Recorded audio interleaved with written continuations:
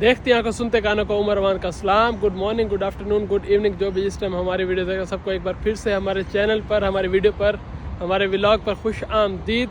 और आज खूबसूरत सुबह के साथ, खूबसूरत दिन के साथ और ख़ूबसूरत बारिश के साथ एक नए व्लॉग, नई वीडियो के साथ आपकी खिदमत में हाजिर हैं। ये काफ़ी लोगों ने मैसेज किए, मतलब कि मेरे इंस्टाग्राम पर, फेसबुक पर या मेरी वीडियोस की यूट्यूब की वीडियोस पर कमेंट करते हैं कि हम ऑस्ट्रेलिया में एज अ शेफ़ कैसे आ सकते हैं, या हम एज अ शेफ़ काम कर रहे हैं या हम स्टडी कर रहे हैं शेफ़ की, तो हम ऑस्ट्रेलिया आना चाहते हैं तो हम ऑस्ट्रेलिया का वर्क वीज़ा कैसे हासिल कर सकते हैं, या हम ऑस्ट्रेलिया में PR कैसे हासिल कर सकते हैं। तो मैंने कहा चले जी आज, क्योंकि मैं ख़ुद भी एक वर्क वीज़े पर आया हूँ, जैसे कि आप अगर मेरी पिछली वीडियोस देखें तो उनमें मैंने डिस्कस बताया है वीडियोस में कि मैं यहाँ पर एज ए शेफ़ आया था एज ऑन वर्क वीज़ा पर। तो चले जी टॉपिक को शुरू करते हैं। बारिश शुरू हो रही है यहाँ पर। सबसे पहले तो आप ज़रा मौसम को एंजॉय करें और यहाँ की सुबह को, यहाँ की बारिश को, और यहाँ मैं कहाँ पे काम करता हूँ। ये एक्चुअली जगह है जी जहाँ पे मैं जॉब करता हूँ। यहाँ पे जहाँ हमारा रेस्टोरेंट है वो है सिडनी क्रिकेट ग्राउंड, जो सिडनी स्टेडियम, क्रिकेट स्टेडियम है, उसके बिल्कुल करीब है। तो चले थोड़ा इस व्यू को एंजॉय करें पहले, उसके बाद फिर टॉपिक स्टार्ट करते हैं हम।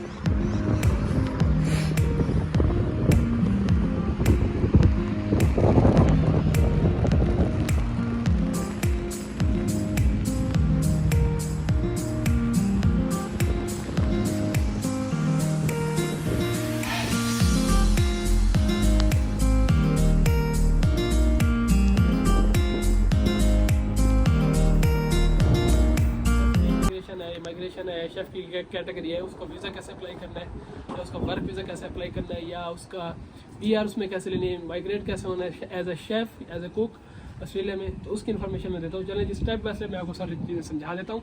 तो वीडियो थोड़ी लंबी होगी, तो उम्मीद करता हूँ मैं आपको सारी इन्फॉर्मेशन दे पाऊँ। तो सबसे पहले क्या करना होता है कि आपने पहले क्राइटेरिया चेक करना होता है कि क्या आप शेफ़ के लिए एलिजिबल हैं इस माइग्रेट करने के लिए या नहीं है।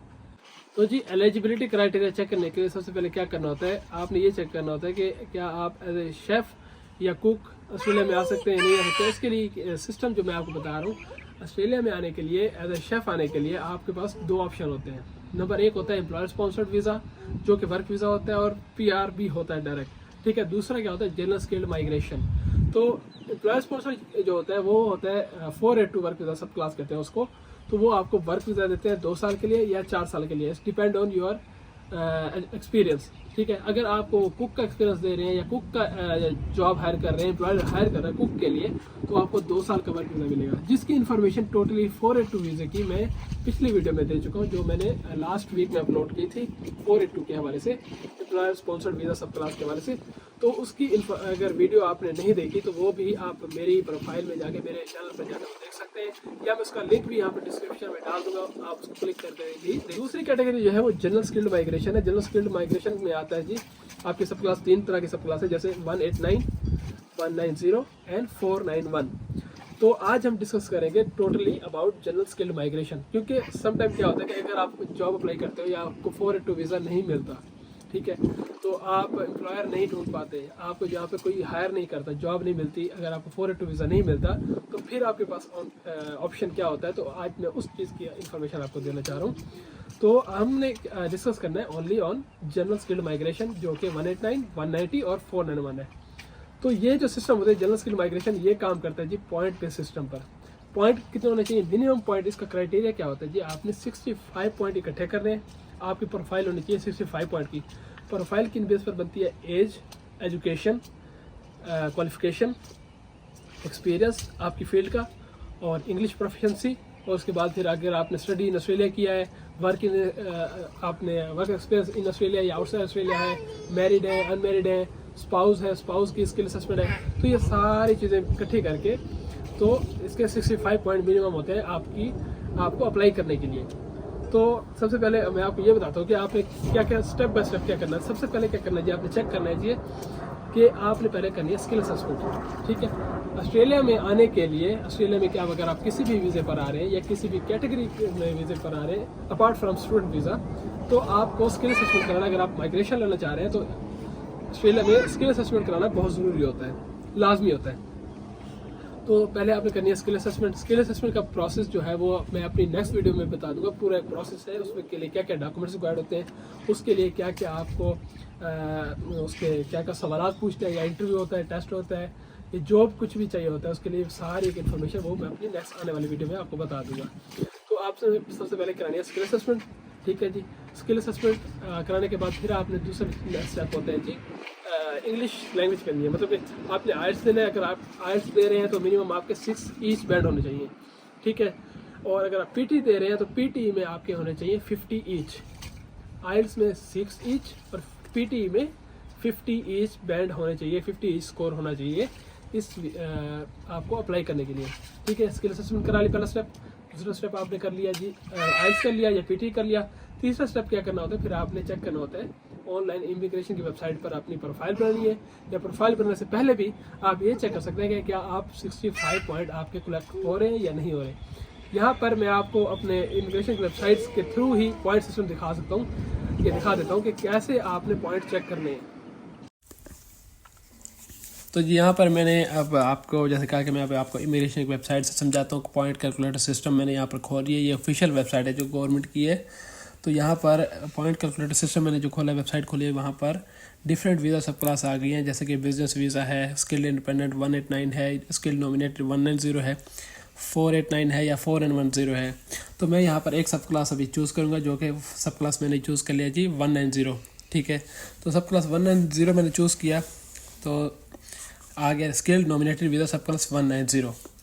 तो इसके लिए सबसे पहले हमारे पास आता है एज, ठीक है। तो एज पर आपकी एज जितनी भी आप उस हिसाब से टच करेंगे। मेरी जैसे तो less than 18, at least 18 but less than 25। तो मेरी एज फॉलो करती है जी 25 to 33 ईयर्स। तो मैंने इसको टच किया जी।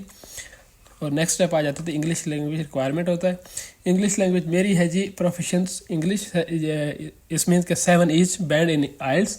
तो हर सब्जेक्ट में 7 ईच आने चाहिए, स्पीकिंग, लिसनिंग, राइटिंग और रीडिंग में 7 ईच होने चाहिए। तो तब आपकी प्रोफिशेंट होगी। अगर आप उसके सुपीरियर आपकी इंग्लिश है 8 ईच है, तो उसके आपको एक्स्ट्रा मार्क मिलेंगे। तो मेरी है 7 ईच, तो मैंने आप इस पर सेकंड पे टच किया है।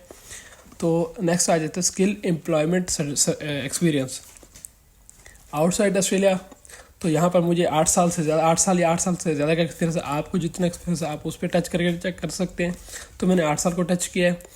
Australian skilled employment in Australia, तो यहाँ पर मैं ऑस्ट्रेलिया में काम करते हुए मुझे तकरीबन 2 साल हो चुके हैं अब यहाँ पर। तो मैंने एटलीस्ट 1 बट लेस देन 3 को टच किया है। एजुकेशन क्वालिफिकेशन क्या है यहाँ पर मैं आपको दिखा देता हूँ जी। यहाँ पर जो भी आपकी डिग्री होगी जो भी आपके पास डिप्लोमा होगा, बैचलर डिग्री होगी, जो भी आपके पास क्वालिफिकेशन है, तो उस हिसाब से आप यहाँ पर टच करेंगे। जैसे कि मेरे केस में मेरे पास एक गवर्नमेंट की जो मेरी एक्सपीरियंस बेस पे था या मेरी डिप्लोमा बेस पे था, यहाँ पर जब स्किल असेसमेंट हुई थी, तो उस हिसाब से मुझे गवर्नमेंट की तरफ से या स्किल असेसमेंट अथॉरिटी की तरफ से सर्टिफिकेट 4 दिया गया था। तो मैं उसको लास्ट वाले ऑप्शन को टच किया है, ठीक है। नेक्स्ट स्टेप आ जाती थी ऑस्ट्रेलियन स्टडी रिक्वायरमेंट। मेरे पास मैंने ऑस्ट्रेलिया में स्टडी नहीं की, तो उसको मैंने नो पे टच किया है। नेक्स्ट स्टेप आ जाती है specialist education qualification, special education qualification, वो मैंने यहाँ पर कोई नहीं है, मेरी कोई नहीं है ऐसे, तो मैंने उसको भी नो पर टच किया है। तो नेक्स्ट स्टेप है जी कम्युनिटी लैंग्वेज, मतलब कि नाटी। ये एक ऑप्शनल होता है, अगर आप करना चाहें तो आपको 5 पॉइंट एक्स्ट्रा मिलते हैं, नहीं करना चाहें तो नहीं भी कर सकते हैं। ये नाटी का टेस्ट मैंने नहीं किया, तो इसलिए नो करते हैं। तो नेक्स्ट स्टेप आता है जी स्टडी इन रीजनल ऑस्ट्रेलिया।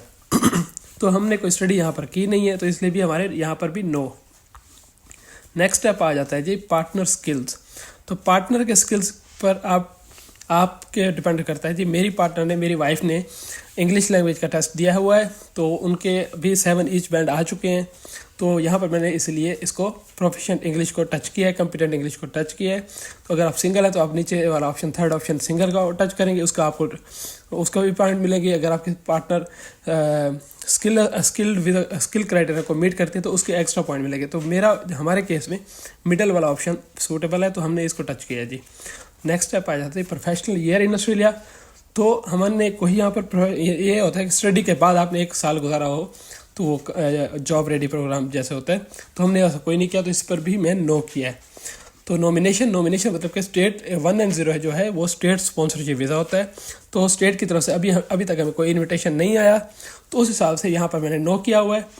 तो यहाँ पर पॉइंट कैलकुलेट करते हैं जी अब हमें एज के मिले हैं 30, इंग्लिश लैंग्वेज के मिले हैं 10, एक्सपीरियंस के मिले हैं आउटसाइड ऑस्ट्रेलिया 15 और वर्क एक्सपीरियंस इन ऑस्ट्रेलिया के 5, क्वालिफिकेशन के 10 और बाकी के 000 और पार्टनर स्किल के 5 मिले हैं मुझे। टोटल पॉइंट विदाउट नॉमिनेशन मुझे मिले हैं 75। ये आपके केस में आपको कितने पॉइंट मिलते हैं या आपके केस में पॉइंट बनते हैं ये आप खुद चेक कर सकते हैं। तो जी अपने पॉइंट सिस्टम को चेक करने के बाद आप क्या करेंगे जी, मिनिमम 65 पॉइंट तो रिक्वायर्ड होते हैं आपको अप्लाई करने के लिए। लेकिन यहाँ पर मैं आपको एक और चीज़ बता दूं कि अगर आपने पीआर अप्लाई कर रहे हैं या इमिग्रेशन अप्लाई कर रहे हैं, वर्क वीज़ा अप्लाई कर रहे हैं, 4N1 क्या होता है, रीजनल पीआर होता है, रीजनल वर्क वीज़ा होता है जो आपको 5 साल के लिए लागू इशू होता है। वहाँ पर रीजनल में आपको जाकर 2 से 3 साल रहना होता है, उसके बाद फिर आपको 191 वीज़ा पीआर ग्रांट होता है गवर्नमेंट की तरफ से। लेकिन जो 189 है या 190 है ये डायरेक्टली पीआर होते हैं और 190 स्टेट की तरफ से स्पॉन्सर वीज़ा होता है, इसको स्टेट स्पॉन्सरशिप पीआर कहते हैं। तो आजकल क्राइटेरिया क्या चल रहा है कि मिनिमम आप 65 पॉइंट अगर लेकर भी 65 पॉइंट कलेक्ट करके भी अगर आप ये ना समझे कि आपकी पीआर आ जाएगी, आपने 65 पॉइंट हो गए, आपने अपनी प्रोफाइल बना ली, इमिग्रेशन की वेबसाइट पे जाएंगे, 65 पॉइंट कलेक्ट करने के बाद मतलब उसको सेट करने के बाद कि हाँ आपके 65 पॉइंट हो गए हैं, तो अब आप क्या करेंगे जी, अपनी इमिग्रेशन पे की वेबसाइट पे ईमेल अकाउंट बनाएंगे अपना, तो वहाँ पर अपनी EOI बनाएंगे, एक्सप्रेशन ऑफ इंटरेस्ट डालेंगे, ठीक है ना।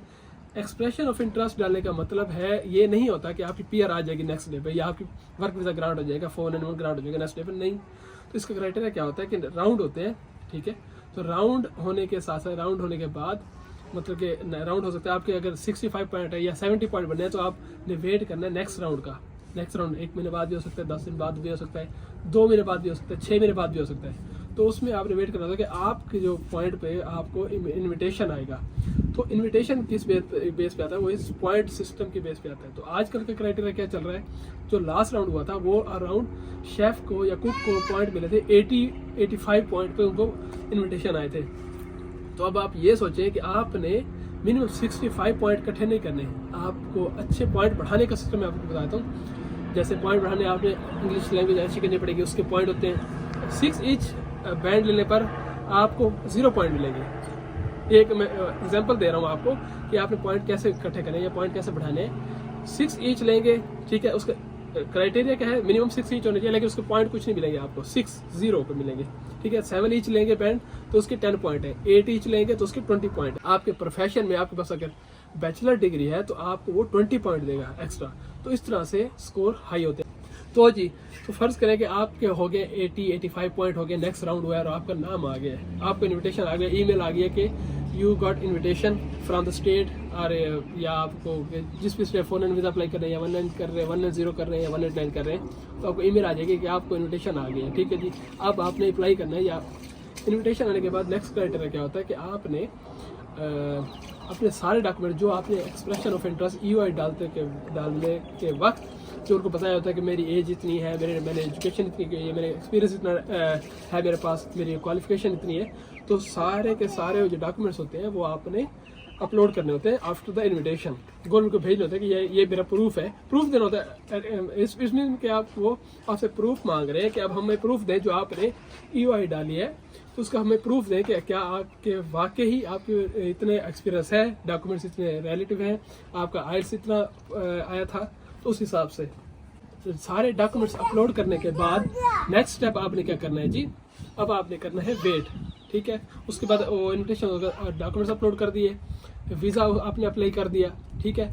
वीज़ा सीधा आपने अप्लाई करते हैं और वीज़ा अप्लाई करने के बाद फिर आपने वेट करना है। ये 2 महीने भी लग सकते हैं, 4 महीने भी लग सकते हैं, 6 महीने भी लग, 1 साल भी लग सकता है। तो वीज़ा ग्रांट होने के बाद तो आप ट्रैवल कर सकते हैं। उम्मीद करता हूँ ये सारी इन्फॉर्मेशन आपको समझ आ गई होगी, मैं पूरी समझा पाया हूँगा। तो अगर फिर भी आपने कुछ पूछना है तो मुझे इंस्टाग्राम पर मैसेज कर सकते हैं, मुझे कमेंट कर सकते हैं यहाँ पर नीचे, तो मैं आपको ज़रूर जवाब दूंगा, ज़रूर रिप्लाई करूँगा इंशाल्लाह। तो बाकी दुआ में याद रखें। अब तक के लिए इतना ही, मिलते हैं नेक्स्ट व्लॉग में, न्यू व्लॉग में, तब तक के लिए इजाज़त दीजिए।